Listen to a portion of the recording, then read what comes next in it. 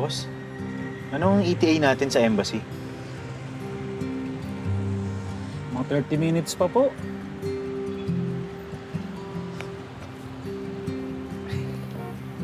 Sige, handa na akong mag-ampo ng pulubi ng 1 buwan. Mawala lang tong traffic na to.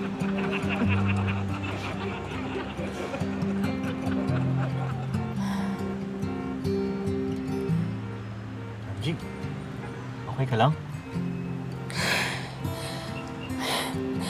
Hindi na daw makakalakad si Dennis. Hindi na tuloy ang lakad nyo.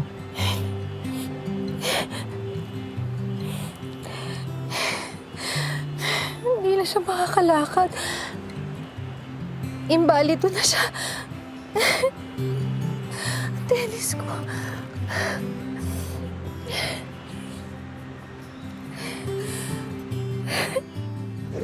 Nahilig sa pagsusugal si Dennis. Na-involve siya sa mga grupo ng mga nag-finance. Hindi na natapos yung binabayaran namin dahil sa dami ng mga utang niya. Ibig mo sabihin, nag-issue ka na naman ng cheque. Ano na naman pampopondo natin dyan? Wala na tayong pera. Huwag mo na intindi. Ako na bahala ron. Lagi mo yan sinasabi. Ang dami-dami na nating utang. Ay, naku. Ikaw ba si Dennis? Ako nga, bakit? G! Takbo! Tumigil kayo! Tigilan niyo ang asawa ko! Dennis! Tama na! Tulong! Parawan niyo! Tulong! Ayun. Hindi na nakatakas sa pagsusugal yung asawa ko. Hindi ko alam kung paano namin na itawid yung mga huling taon. Hindi ko alam kung paano ko siya natatagalan. Ay. Siguro, ganun kakatindi mag-adapt. Lupit mo rin. Paano mo kinakaya yun?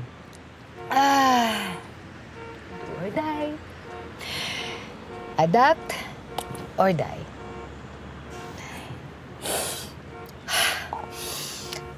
One bit at a time. One bit at a time. Prayer beads? Hindi.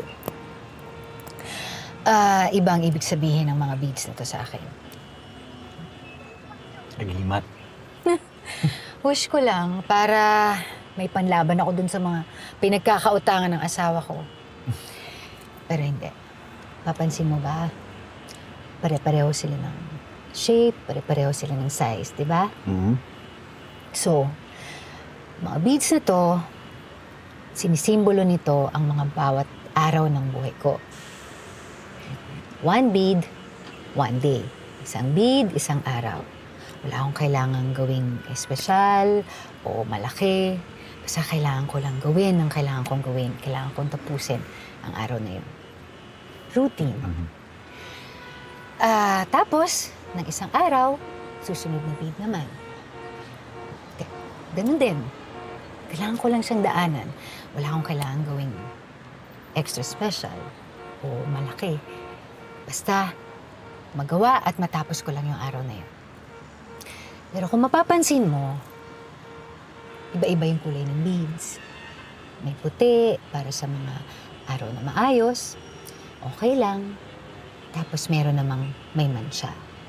Kasi may mga araw na masama. Diba? But, kung ano man yung araw na yun, in the end, kailangan mo lang siyang tapusin. Kailangan mo lang siyang daanan. One bead at a time. One day at a time.